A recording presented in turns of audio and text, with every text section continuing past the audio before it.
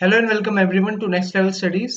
आज की वीडियो में हम आईआईपीएम रोहतक 2020 के एक्चुअल पेपर के सॉल्यूशंस डिस्कस करेंगे। ये वीडियो पर्टिकुलरली 2021 एंड 2022 के एस्पिरेंट्स के लिए बिल्कुल यूजफुल रहेगा। स्टार्ट करने से पहले आपको बता देता हूँ, ये जो पार्ट है ये जो वीडियो है हमारी, ये पार्ट 2 है।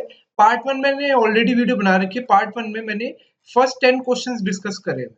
ओके, आपके मैथ्स के 20 क्वेश्चंस आए थे 2020 के पेपर में, रोहतक 2020 के पेपर में आपके मैथ्स के 20 क्वेश्चंस आए थे और पार्ट 1 में मैंने 10 क्वेश्चंस डिस्कस कर रखे हैं। डिस्क्रिप्शन में मैं उसका लिंक दे दूंगा आपको, वहां से जाकर आप देख सकते हो उस वीडियो को। और पार्ट 1 में भी आपको कोई खास क्वेश्चंस मिलेंगे नहीं, मतलब बहुत ही बेकार लेवल के क्वेश्चंस थे। पार्ट 2 में देखा जाए तो पार्ट 2 में भी आपको अपनी एक्सपेक्टेशन ज्यादा ऊपर नहीं रखनी चाहिए, बिल्कुल ही वैसे ही लेवल के क्वेश्चंस आपको मिलेंगे। ओवरऑल मैं कहूंगा तो जो भी पेपर सेटर था उन्होंने बिल्कुल ही बेकार पेपर बनाया था। मतलब जितने एक्सपेक्टेशन होनी चाहिए आईआईएम रोहतक के पेपर से, वो बिल्कुल नहीं थी इस पेपर में। स्टार्ट करते हैं, देखते हैं लास्ट 10 क्वेश्चंस कैसा आई थी आपकी maths last year. Question number 11 देखते हैं। फर्स्ट 10 क्वेश्चन ऑलरेडी कवर कर रखे हैं।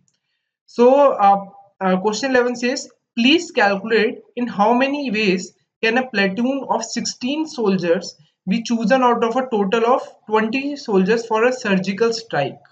ठीक है, क्वेश्चन में सीधा सीधा आपसे पूछा है कि 20 में से आपको 16 का सिलेक्शन करना है। सिंपल, देखते ही कोई भी बता सकता है कि इसका आंसर 20C16 है। सिलेक्शन का केस है तो हम कॉम्बिनेशन यूज करेंगे 20C16, या फिर इसका मीनिंग है 20C4, ये भी तो कह सकते हैं इसको 20C16, क्योंकि आपको फॉर्मूला पता होगा NCR जो होता है वो किसके इक्वल होता है, NCN-R। ठीक है, using this formula we can say 20C16 जो हमें निकालना था वो किसके इक्वल होगा, 20C4 के। और 20C4 की वैल्यू कैसे लिखेंगे, 20 into 19 into 18 into 17 upon 4 factorial, या फिर 4 इंटू 3 इंटू 2 इंटू 1। ओके, मैं इस वीडियो में आपको इन डेप्थ कुछ भी नहीं बता रहा हूँ, मतलब आप इसमें मतलब कुछ इन डेप्थ बताने की चीज है भी नहीं वैसे, लेकिन फॉर्मूला क्या होता है आई एक्सपेक्ट कि थोड़ा बेसिक बेसिक आपको सब चीजें पता है, तभी आपको वीडियो, मतलब जो मैं अपनी कॉन्सेप्ट वीडियोस बनाऊंगा उसमें आपको डिटेल में बता दूंगा, लेकिन इस वीडियो में मैं शॉर्ट में आपको सबके सोल्यूशंस आपको बता दूंगा। ओके, डिटेल में एक्सप्लेन करूंगा। इसको आगे फर्दर कैलकुलेट करेंगे हम। कैसे कर सकते हैं, 3, ये 6 से इसको कैंसिल कर देंगे 3, और इसको इससे कर देंगे 5। सो हमारे पास बचेगा 5 इंटू 3 15 इंटू 19 इंटू 17। ठीक है, 15 इंटू 19 इंटू 17। अब हम देखेंगे, अब ऑप्शंस की हेल्प लेना चाहेंगे तो देखेंगे क्या हम ऑप्शंस की हेल्प ले सकते हैं। अगर हम देखें 5 इंटू 9 इंटू 7, हम यूनिट डिजिट को देखें, यहाँ पे 5 है या 9 है या 7 है, मल्टीप्लाई करेंगे तो एंड में 5 आने वाला है। तो 5 3 में है, तो सिर्फ एक ही ऑप्शन एलिमिनेट होगा, मतलब कि ये चीज हमारे लिए यूजफुल नहीं है, हमें प्रॉपर करना ही पड़ेगा। और ऑप्शंस भी आप देखोगे 4845 4855, तो ये काफी क्लोज ऑप्शन है, यानी कि हमसे पूरी कैलकुलेशन करवा के ही मानेगा, तो हमें पूरी ही करनी पड़ेगी। बेस्ट तरीका क्या है, 15 को भी यूज नहीं करते, 19 और 17 को मल्टीप्लाई कर लेते हैं। 19 और 17 को मल्टीप्लाई करने का अच्छा तरीका क्या है, प्रॉपर मल्टीप्लीकेशन वाली मत करो कि 19 और 17 यहाँ पे रख के ऐसे मल्टीप्लाई करना है। आपको आइडेंटिटीज पता, उनको यूज करो। 19 इंटू 17 को हम लिख सकते हैं 18 प्लस 1 और 18 माइनस 1। एक तरीके से 15 into 18 square minus 1, which is 15 into 323। ठीक है, 15 इंटू 323। 15 को फर्दर ब्रेक कर लो 10 प्लस 5। 10 प्लस 5 में ब्रेक करेंगे तो ये बनेगा 3230, और इंटू 5 यानी कि इसका जस्ट हाफ, 1615। बस इनका सम कर दोगे, सम करोगे कितना आएगा, 5 4 8 4 4845, 4845 विच इज ऑप्शन ए। ठीक है, मैंने आपको बेस्ट तरीका, बेस्ट अप्रोच बताइए जो एग्जाम में लगानी चाहिए आपको मल्टीप्लाई करने में, या कैसे आप अपना टाइम मिनिमाइज कर सकते हैं। Question 11 is done. नेक्स्ट पे चलते हैं, कुछ भी नहीं था इस क्वेश्चन में। This question says a box contains 2 white shirts, 3 black shirts and 4 red shirts.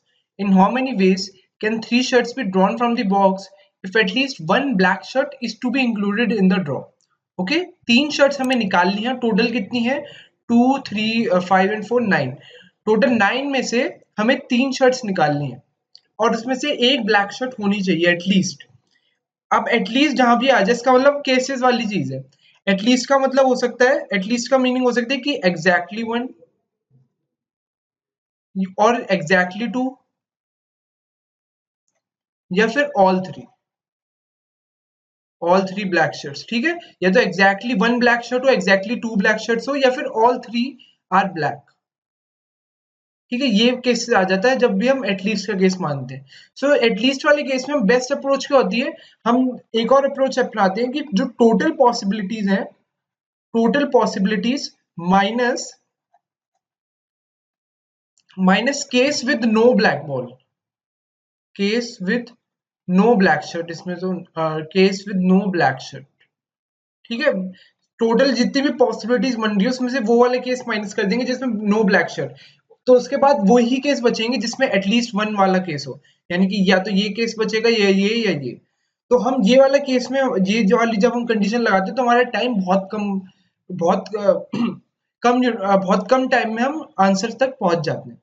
So start करते हैं। टोटल पॉसिबिलिटीज अगर हम निकालना चाहें, मतलब कोई कंडीशन के बिना अगर हम क्वेश्चन देखें, in how many ways three shirts be drawn from the box.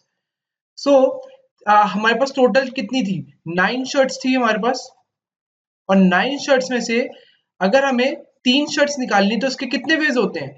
So total के केसेस होंगे 9C3, ठीक है। 9C3 टोटल वेज है जिसमें से हम 9 में से कोई सी भी 3 शर्ट निकाल सकते हैं। माइनस हम करेंगे case with no black shirt, मतलब अब उसमें से कोई सी भी ब्लैक शर्ट हमारी नहीं होगी। अब ब्लैक शर्ट अगर हम एक्सक्लूड कर दें, ठीक है, ब्लैक शर्ट अगर हम एक्सक्लूड कर दें तो हमारे पास अब टोटल कितनी बची, 4 रेड बची और 2 व्हाइट बची, यानी कि 6 बची। 6 टोटल शर्ट्स बची, उसमें से हमें 3 निकालनी है, तो 6C3, ठीक है। सो 9C3 माइनस 6C3, सबको ये समझ आ गया होगा कि case with no black shirt, क्योंकि मैंने यहाँ पे 6 इसलिए कर दिया क्योंकि अब हमें ब्लैक चुननी ही नहीं है, तो मैंने ब्लैक को एक्सक्लूड कर दिया, बची हुई 2 और 4, ये बची 6, 6C3, उन 6 में से 3 निकालनी है। सो ये मेरा नेट फाइनल आंसर देगा 9C3, which is 9 into 8 into 7 upon 3 into 2 into 1 minus 63, which is 6 into 5 into 4 upon 3 into 2 into 1, ठीक है। ये तो डायरेक्ट दिख रहा है कैंसिल होता हुआ, इसको हम कर देंगे, ये 4 बनेगा, ये हमारा 3 बनेगा। So 3 into 4 12 into 7 84 minus 20 which gives us 64 as the answer, यानी कि 64 ऐसे केसेस होंगे जिसमें हमारे पास एटलीस्ट वन ब्लैक शर्ट होगी ही होगी, ठीक है।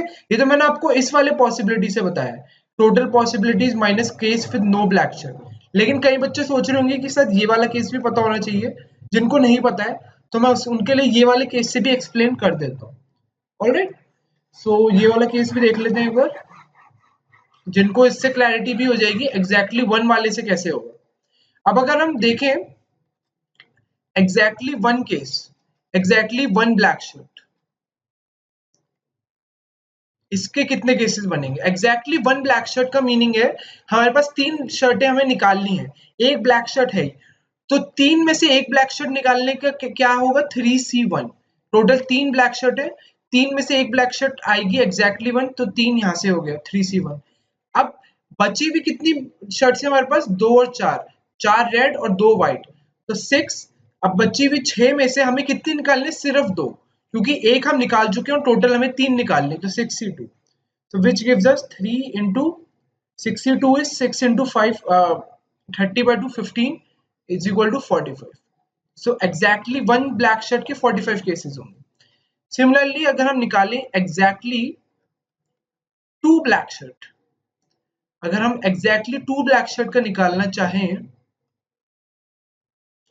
so इसमें हम करेंगे कि 3 ब्लैक शर्ट में से 2 निकालना है, यहाँ 3C1 की जगह अब हमारा क्वेश्चन हो जाएगा 3C2 इनटू, अब हमें कितनी शर्ट्स बची हमारे पास, 6 बची हैं, 2 व्हाइट और 4 रेड, तो उन 6 में से हमें सिर्फ एक शर्ट चाहिए, तो 3C2 into 6C1 which is nothing but 3 into 6 is equal to 18, ठीक है। 45 यहाँ से, 18 यहाँ से। अब एग्जैक्टली 3 या फिर all three are black shirt. So exactly 3 black shirt देखते हैं। सो इसका मीनिंग क्या है कि जो 3 शर्ट हम निकाल रहे हैं वो तीनों ही ब्लैक हैं। तो टोटल ब्लैक शर्ट्स कितनी है? 3। 3 से 3 होगा इसका आंसर 1। ठीक है। सो हमारे पास टोटल पॉसिबिलिटीज कितनी आ गई इस वाले की? 45, 18 और 1। ठीक है। 45 प्लस 18 प्लस 1, ये हमारा टोटल आंसर होगा। कितना बनेगा? 45 और 18 is 63 and 1 64। Again answer is 64, लेकिन इसमें टाइम कंज्यूमिंग मेथड था ये। सो आपने देख लिया होगा शॉर्टकट हमारा बेस्ट रहता है इन चीजों में कि टोटल में से हम जीरो वाला केसेस माइनस कर दें। ठीक है। 13 पे चलते हैं। Can you calculate in how many veg can 7 tennis players be seated in a circular order? Again बिल्कुल ही बकवास क्वेश्चन है। आप सबको पता है कि जब भी सर्कुलर अरेंजमेंट का क्वेश्चन आते हैं तो हमारा आंसर n-1 फैक्टोरियल होता है। किन्हीं भी आपको पर्सन्स को या थिंग्स को सर्कुलर अरेंजमेंट में करना हो, so answer is always n-1 factorial. अगर इस स्ट्रेट लाइन में करना हो तब तो n फैक्टोरियल होता है, लेकिन n-1 फैक्टोरियल होता है जब आपको सर्कुलर अरेंजमेंट करना हो। सो यहाँ पे हमारे पास 7 है, तो आंसर होगा 7-1 फैक्टोरियल विच इज 6 फैक्टोरियल। और 6 फैक्टोरियल हम सबको पता है कितना होता है? 720। कुछ था इस क्वेश्चन में डिस्कस करने वाला? मतलब ऐसे ऐसे क्वेश्चंस दिए उन्होंने, बिल्कुल ही बेकार लेवल का पेपर बनाया है। Question 14. Imagine that there are 459 managers in a hotel. If the number of managers is enlarged by 36, the expenses of the food increased by rupees 81 per day, while the average spending per head decreased by 1. Find the original spending of the hotel on food. ठीक है। Again ऐसे average के basic questions आपने काफी I hope practice करे होंगे। सो सबसे पहले जो जो इन्फॉर्मेशन दे रखी है वो लिख लेते हैं उसको। पहले जो इनिशियली थे 459 मैनेजर्स थे। ठीक है। इनिशियली 459 थे, उसके बाद 36 मैनेजर्स बढ़ गए। सो 459 प्लस 36 करेंगे, सो ये कितना आएगा? 69 79। सो ये बनेगा हमारा 495 मैनेजर्स बन गया। ठीक है। प्लस 36 करके आ गया ये 459 से 495। The expenses of the food increased by rupees 81 per day. ठीक है। सो पहले कुछ भी एक्सपेंस आता होगा वो 81 बढ़ गया है, while the average spending per head decreased by 1। यानी कि यहाँ पे पहले एवरेज जो स्पेंडिंग हो रही थी वो x हो रही थी, लेकिन यहाँ पर वो x-1 हो गई। ओके। सो अगर हम टोटल एक्सपेंडिचर की बात करें तो टोटल एक्सपेंडिचर क्या होता है? Number of peoples into average expenditure. So यहाँ पे जो पहले था वो 459x हो जाएगा। जो पहले टोटल एक्सपेंडिचर हो रहा था वो 459 इंटू एक्स हो गया, और जो हमारा न्यू एक्सपेंडिचर हो रहा है टोटल वो 495, जो हमारे मैनेजर बढ़ गए हैं 495 इंटू हमारा जो न्यू एवरेज है x-1। सो ये 495 x-1 के इक्वल। अब इसमें दे रखा है कि ये जो फिगर है, ये वाली फिगर, ये 81 ज्यादा है इस फिगर से। यानी कि अब मैं इसको बस ऐसे लिख सकता हूँ 459x plus 81 is equal to 495 into x-1। है ना? सबसे सिंपल, बस x की वैल्यू निकल जाएगी हमारे पास। सो यहाँ से अगर हम देखेंगे तो डायरेक्टली लिख सकते हैं इसको, 36x आ जाएगा यहाँ पे, और ये 81 प्लस 495 बन जाएगा which is equal to 6 and 576। So 36x हमारा 576 के इक्वल है। ये किसके अगेन इक्वल होगा? 36 को डिवाइड करेंगे, 36 1 से जाएगा, फिर 21 बचेगा, तो ये बन जाएगा x इज इक्वल टू 16। सो यानी कि एवरेज जो हमारा स्पेंडिंग पर हेड आ रहा था वो इनिशियली 16 था। ठीक है। ये x की वैल्यू 16 आ गई। Find the original spending of hotel on food. So original spending पूछी है इसने। ओरिजिनल स्पेंडिंग कितनी है? 459x, ये है हमारी ओरिजिनल स्पेंडिंग। सो हमें 459 इंटू 16 निकालना है। 459 इंटू 16 निकालना है, तो इसके लिए प्रॉपर कैलकुलेशन करने की जरूरत बिल्कुल नहीं है। बस 459 को ब्रेक कर दो। 459 को आप लिख सकते हो 400 प्लस 50 प्लस 9। मतलब ऐसे इस पूरे लिखने की भी जरूरत नहीं है। कुछ प्रैक्टिस के बाद आप मतलब माइंड में भी कैलकुलेशन कर पाओगे। मैं लिखता भी नहीं हूँ वैसे इन चीजों को, लेकिन for the purpose of explanation I am writing this. तो आप सीधा 16 इंटू 400 लिख सकते हो, 6400 हो गया। फिर 16 इंटू 50 आप सीधा लिख सकते हो 800 हो गया। 16 इंटू 9 सबको पता होना चाहिए 144। अब इन तीनों का सम करेंगे 7200 और 7344। 7344 would be the right answer option. ठीक है, इस क्वेश्चन को हार्डली करने में 1 मिनट लगना चाहिए जिस हिसाब से इसमें फिगर्स हैं और बहुत इजी फिगर्स है, नथिंग कैलकुलेटिव। नेक्स्ट पे चलते हैं। Question 15, the average age of a group of 9 friends is 22 years. Lavgir is the youngest as his age is 6 years. Then what happened to be the average age of family just before Lavgir was born? ठीक है, so देख लेते हैं। 9 friends की 22 years है, Lavgir is the youngest and his age is 6 years. So Lavgir के born होने से पहले कितनी थी? अब अगर हम देखें इसका सबसे शॉर्टकट जो होता है ना जिसमें मिनिमम कैलकुलेशन करनी है वो मैं आपको बताता हूँ। आपको जो 9 फ्रेंड्स हैं, ठीक है, जो 9 फ्रेंड्स हैं इनकी करंट एज कितनी है? इनकी करंट एज जो है वो 22 ईयर्स है जब लवगीर बॉर्न हुआ होगा। अब लवगीर बॉर्न हुआ होगा तब इन सबकी एज -6 हो रखी होगी। एवरेज एज की बात कर रहा हूँ, ये एवरेज एज है। जैसे आप बात करें अभी हम, जैसे आप सभी के फ्रेंड्स, आप सभी की, मान लो आप सबका एक फ्रेंड का ग्रुप है, आप सभी की एवरेज एज 20 ईयर्स है। सो लास्ट ईयर आप सबकी एवरेज एज 19 ईयर्स होगी, उससे लास्ट ईयर आप सबकी एवरेज एज 18 ईयर्स होगी। सो ऐसे अगर हम टाइम में पीछे चले जाए, अगर हम 6 साल पीछे चले जाए तो 6 years back when Lavgir was just born, so 9 friends की जो एवरेज एज रही होगी वो 22 माइनस 6 16 ईयर्स रही होगी। आई होप सबको ये क्लियर हुआ होगा। 6 years बैक 9 फ्रेंड्स की एवरेज एज 16 ईयर्स रही होगी इंक्लूडिंग लवगीर। लवगीर को इंक्लूड करते हुए 16 ईयर्स रही होगी। अब हमें ये बताना है कि लवगीर के बॉर्न होने से पहले कितनी रही होगी, यानी कि अब मुझे ये जो 16 ईयर्स मिला है 9 फ्रेंड्स की एज से, अब मैं टोटल सम ऑफ एजेस निकाल सकता हूँ। Total sum of ages of friends 6 years back. ठीक है, अब इसमें हम ये जो मैं 6 years बैक ले रहा हूँ इसमें लवगीर की एज 0 है, लवगीर जस्ट बॉर्न हुआ इस वक्त, लेकिन हम उसको इंक्लूड कर रहे हैं। सो टोटल सम एज क्या होगा 16 जो आपका एवरेज है इंटू 9, तो 16 इंटू 9 144 आपका सम रहा होगा 6 साल पहले सारे 9 फ्रेंड्स की एजेस का, जिसमें लवगीर की एज 0 है। अब हमें अगर लवगीर के बॉर्न से पहले यानी कि हमें सिर्फ 8 पर्सन की एज का एवरेज निकालना है। अब 9 फ्रेंड्स की जगह 8 फ्रेंड्स हो जाएंगे क्योंकि लवगीर को हमें एक्सक्लूड करना है, यानी कि जो हमारे एवरेज एज निकलेगी 6 years बैक उसमें हमारा टोटल तो 144 है जो कि हमने अभी निकाला है, लेकिन हम इसको डिवाइड 8 से करेंगे। क्यों 8 से करेंगे? क्योंकि हम लवगीर को अब एक्सक्लूड कर देंगे, लवगीर वाज बोर्न। 144 का बस इतना ही रोल था हमें सम ऑफ एजेस मिल जाए। अब हमने इसको अपॉन 8 कर दिया, लवगीर को एक्सक्लूड कर दिया, तो हमारे पास एवरेज एज आ जाएगी 6 साल पहले लवगीर के बॉर्न होने से पहले। सो 144 अपॉन 8 इज इक्वल टू कितने से जाएगा? 8 1 से 18। ठीक है, 18 years would be the answer. ठीक है, आई होप सबको क्लियर हो गया होगा क्वेश्चन। नेक्स्ट पे चलते हैं। The height of 19 people of comic book is in AP, the average height of them is 19 feet. If the tallest is 37 feet, then what is the weight of the shortest?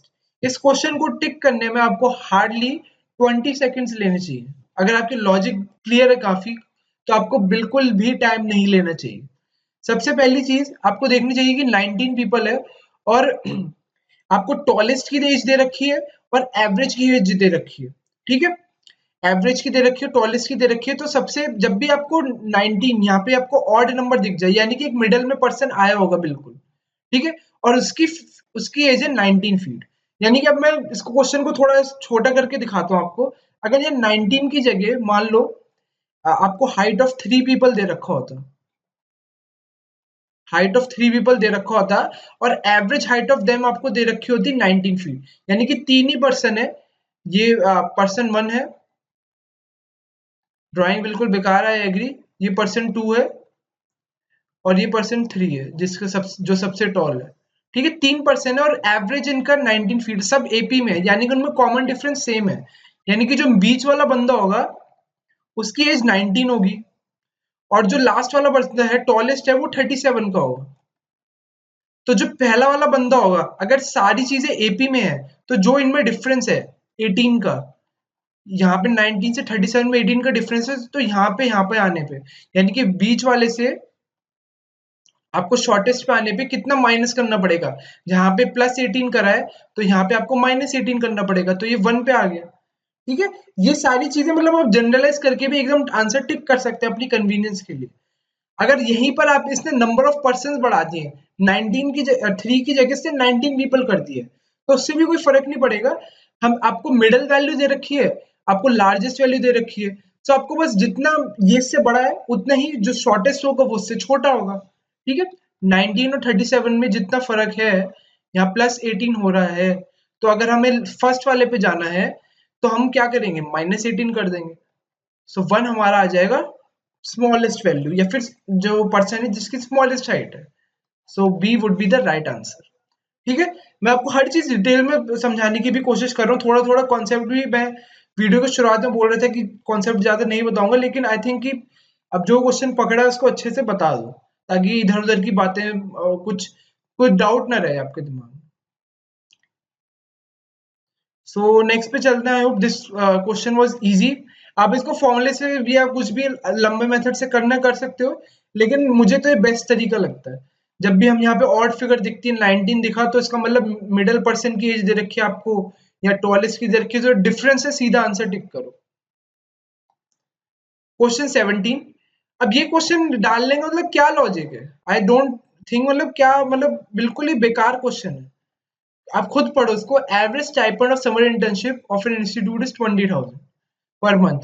Recently, the institute announced an increment of 2,000 per month for all the students. The new average stipend of students will now be. बताओ, options 20, तो answer 20,000 plus 2,000 होगा। कुछ है इसमें, मतलब कुछ थोड़ी बहुत कैलकुलेशन तो करवाते हैं। मतलब सिंपल बेसिक एडिशन करवाए इन लोगों ने। मतलब बेसिक एडिशन तो यार बच्चा भी कर सकता है छोटा, मतलब एंट्रेंस में ऐसे क्वेश्चन क्यों दे रहे हैं। मतलब 20,000 प्लस 2,000 कितना टाइम लगता है इस क्वेश्चन को करने में। मतलब 5 सेकंड भी नहीं लगने चाहिए। मतलब इतना बेकार और इतना बेकार लेवल का क्वेश्चन दिया है इन्होंने कि पेपर की वीडियो बनाने का भी मन नहीं करता। चलो नेक्स्ट क्वेश्चन पे चलते हैं। Question 18, the average presence of employees of a company for yoga sessions in an office on Monday, Tuesday and Wednesday is 32, and Wednesday, Thursday, Friday, Saturday is 30. If average number of employees on all 6 days is 26, then number of employees who attended the session on Wednesday. चलो ये फिर भी average question है, मतलब ये doable question है, लेकिन जैसे पिछला क्वेश्चन था वो तो बिल्कुल ही गया गुजरा क्वेश्चन था। चलो ये तो आसान है, सब कर सकते हैं, बता देता हूँ। मंडे ट्यूसडे वेडनेसडे का एवरेज 32 है, यानी कि मंडे ट्यूसडे वेडनेसडे में अगर मुझे टोटल अटेंडेंस निकालनी है, सो एवरेज को मुझे 3 से मल्टीप्लाई करना पड़ेगा क्योंकि 3 दिन है। सो 32 इंटू 3 करेंगे हम, सो ये हमारे पास आ जाएगा 96 पीपल ने अटेंड करा था yoga session. And Wednesday Thursday Friday Saturday, Wednesday Thursday and Friday and Saturday आपका सेशन 30 आप एवरेज में अटेंड किया था, और 4 दिन थे, तो 30 इंटू 4 120। और इन्होंने एवरेज हमें मंडे टू सैटरडे का भी दे रखा है 26। So Monday plus Tuesday plus Wednesday plus Thursday plus Friday plus Saturday का सम भी दे रखा है 26 into 6, which is equal to 130 130 and 26 which is 156। ठीक है, सो 156 एवरेज मतलब टोटल दे रखा है।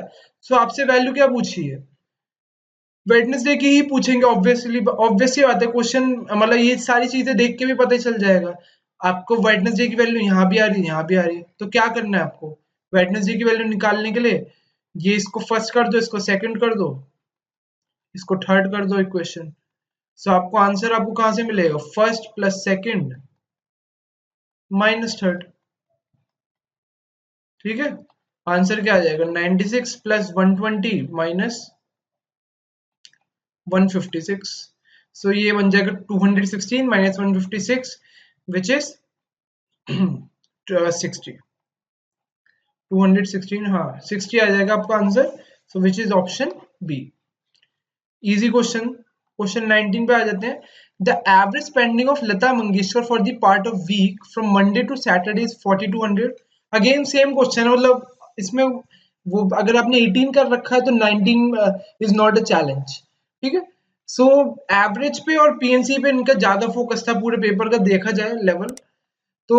बट पेपर की क्वालिटी बिल्कुल बेकार थी, बिल्कुल मजा नहीं आया पेपर। ना स्टूडेंट को मजा आया होगा इतनी मेहनत करने के बाद पेपर देने में, ना हमें सॉल्व करके अच्छा लगता है। सो मंडे टू सैटरडे की 4200 है। सो मंडे से लेकर हम सैटरडे की देखें, सो एवरेज 4200 है। सो टोटल होगा 4200 इंटू 6। अभी मैं इसको मल्टीप्लाई नहीं कर रहा, देखता हूँ कि कहीं मेरी कैलकुलेशन कम हो सकती है तो मैं इसको बाद में कम कर लूंगा। वैसे मल्टीप्लाई तो हो ही जाएगा, 252 दिख रहा है साफ साफ मुझे।